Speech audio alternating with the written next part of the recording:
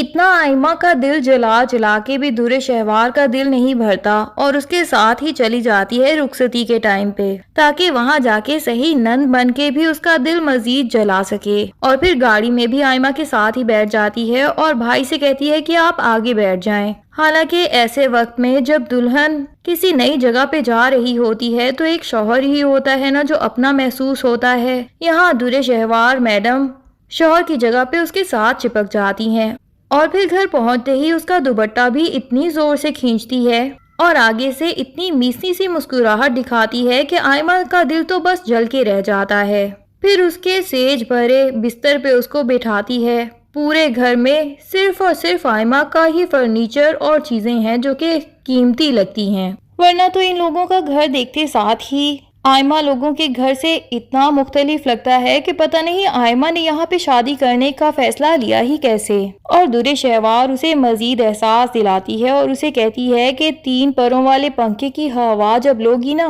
اور اسی کی ہوا نہیں ملے گی تو تمہاری ساری کی ساری محبت بھی اسی کھڑکی سے باہر نکل جائے گی۔ اس کے بعد دیکھتی ہوں کیسے تمہیں لگتا ہے کہ میں تمہارے لیے جو فیصلہ کر رہی تھی وہ غلط تھا۔ آئمہ کا یہ باتیں سن کے دل تو بہت جلتا ہے، لیکن آئمہ بہت ہی صبر کرنے والی لڑکی ہے اور درِ شہوار کی طرح ہر چیز سنا دینے والی اور ہر کسی کے لیے نفرت پالنے والی نہیں ہے، بلکہ وہ بہت ہی اچھے طریقے سے اس گھر میں گزارا کر کے بھی دکھائے گی۔ اب جب رسمیں شروع ہوتی ہیں تو درِ شہوار کہتی ہے کہ سب سے پہلے شیشے کے اندر منہ دکھائی کی رسم کر لیتے ہیں اور اس کے بعد شیشے کے اوپر ہیل رکھ کے خود ہی وہ شیشہ توڑ دیتی ہے اور پھر سب کے سامنے ایسے شو کرواتی ہے کہ جیسے یہ دلہن ہی منحوس نکلی ہے اور کہتی ہے کہ یہ تو شیشہ ٹوٹ گیا، اور پھر پرانی سب باتیں بھی یاد کرانے لگ جاتی ہے کہ مائیوں پہ دلہن کی ہیل ٹوٹ گئی تھی اور بھی بہت سی بدمزگیاں اس شادی میں ہوئی ہیں، پتہ نہیں دلہن ہمارے لیے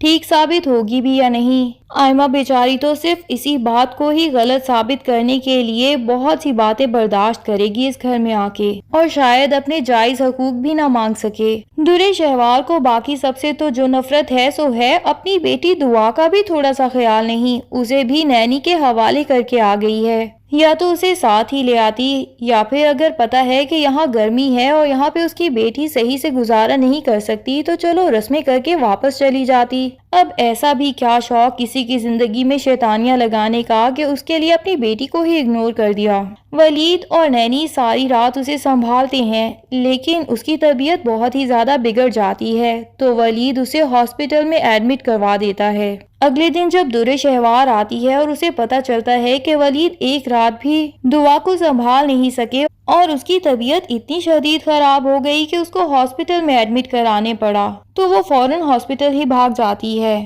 یہاں ڈاکٹرز بتاتے ہیں کہ اے سی کی وجہ سے ٹھنڈ لگ گئی اور بچی کو سانس لینے میں دشواری ہو رہی ہے۔ حالانکہ دعا کو ہلکا سا فلو ہوتا ہے، لیکن درِ شہوار تو اس بات کو بھی اس طرح یوٹیلائز کرتی ہے کہ ولید تو بس اس کے نیچے ہی لگا رہے اور کہہ دیتی ہے کہ بھائی ماں باپ میں سے کسی کو بھی اگر کوئی بیماری ہوتی ہے تو بچوں میں وہ آ ہی جاتی ہے، اور یہ بیماری سانس کی تو آپ کی وجہ سے ہی آئی ہے۔ ولید تو اپنے دل پہ بس پتھر رکھ کے چپ ہی ہو جاتا ہے کہ اس کا کیا ہی جواب دوں درِ شہوار کو۔ درِ شہوار ایک ایک بات پہ ولید پہ احسان چڑھا دینا چاہتی ہے کہ میں نے بہت بڑا دل کر کے آپ سے شادی کی ہے، ورنہ آپ اس لائق تھے ہی نہیں کہ آپ سے کوئی بھی لڑکی شادی کرتی، تاکہ اس کے بھائی کے لیے پہلے ہی راستہ صاف ہو جائے، اور اگر آئمہ کو کوئی بھی دقت ہو وہ تیمور یا اپنے ساس سسر کی کوئی بھی پریشانی ولید سے ڈسکس ہی نہ کر پائے، ولید اسے پہلے ہی چپ کروا دے کہ یہ سب پرابلمز تمہارے گھر کے ہیں، جیسے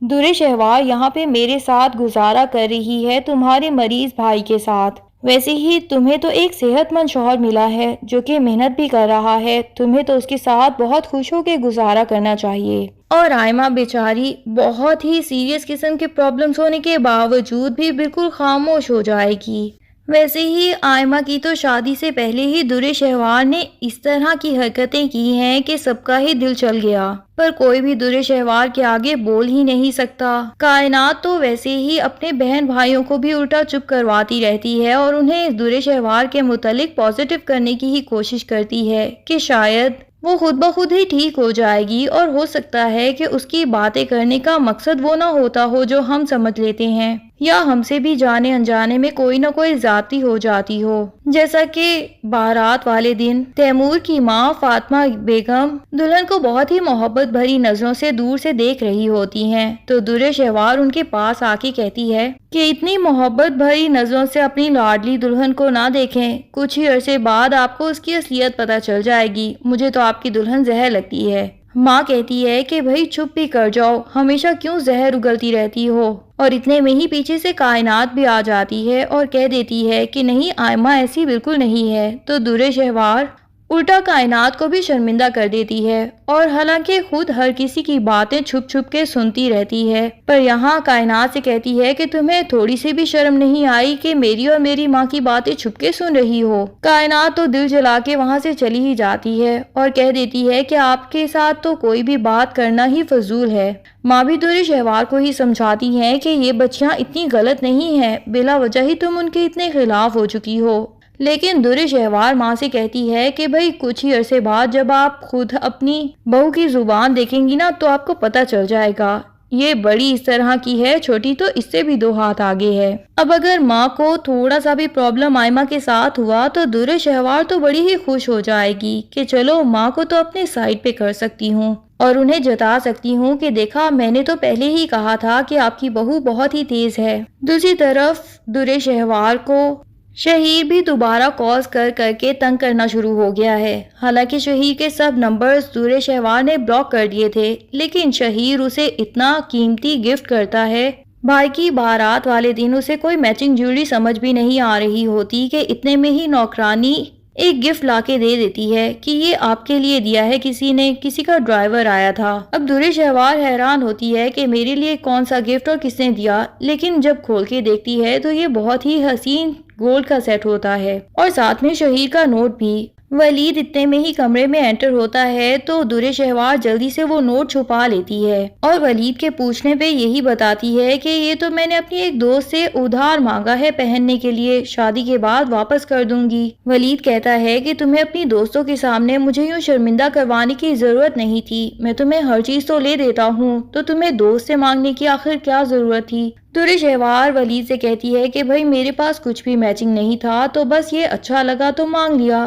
ولید کہتا ہے کہ مانگنے کی بات نہیں ہے، پر یہ بہت ہی قیمتی ہے، کم از کم 70-80 لاکھ کا ہوگا۔ درِ شہوار کا تو یہ بات سن کے منہ کھلا کا کھلا رہ جاتا ہے کہ آخر شہیر نے مجھے اتنا مہنگا تحفہ کیوں دیا۔ ولید تو یہ بات کر کے وہاں سے چلا جاتا ہے اور اتنے میں ہی کسی اننون نمبر سے درِ شہوار کو کال آتی ہے اور وہ اٹھاتی ہے تو یہ شہیر کی ہی کال ہوتی ہے۔ وہ کہتا ہے کہ بھئی ہر نمبر سے تو تم نے مجھے بلاک کر دیا ہے، اسی لیے مجھے بغیر انفارمیشن کے ہی تمہاری طرف یہ سیٹ بھجوانا پڑا۔ یہ میرے لیے محبت بھرا ایک گفٹ ہے اور مجھے یقین ہے کہ تمہارے گلے کی زینت بن ہی چکا ہوگا۔ درِ شہوار تو ابھی بھی کوئی پازیٹیو وائبز نہیں دیتی شہیر کو اور اسے صاف ہی منع کر دیتی ہے کہ مجھے ایسا کوئی بھی قیمتی گفٹ نہیں چاہیے، لیکن شہیر بھی فورس کرتا ہے اور اسے کہہ دیتا ہے کہ میں جتنا تمہیں جانتا ہوں تمہیں یہ سیٹ بہت ہی پسند آیا ہوگا اور تمہیں یہ ایکسیپٹ بھی کرنا پڑے گا۔ اگر مجھے واپس لوٹانا ہی چاہتی ہو تو اس کے لیے تمہیں مجھے کنونس کرنا ہوگا اور وہ بھی مجھ سے مل کے۔ اب درِ شہوار فی الحال تو کال بند کر دیتی ہے، لیکن شادی کے بعد یقیناً شہیر اور بھی زیادہ درِ شہوار کے پیچھے پڑ جائے گا اور پھر کہیں نہ کہیں یہ راز کھل ہی جائے گا اور ولید کے سامنے بھی شہیر اور درِ شہوار کا ریلیشن آ جائے گا۔ تب جا کے درِ شہوار کیسے چھپا پائے گی، یہ سب جاننے کے لیے ڈرامے کی اگلی ایپیسوڈز کا انتظار کیجیے۔ تب تک کے لیے اللہ حافظ۔ ویڈیو پسند آئے تو لائک اینڈ کمنٹ ضرور کر دیں اور چینل کو سبسکرائب کرنا نہ بھولیے۔ Thank you.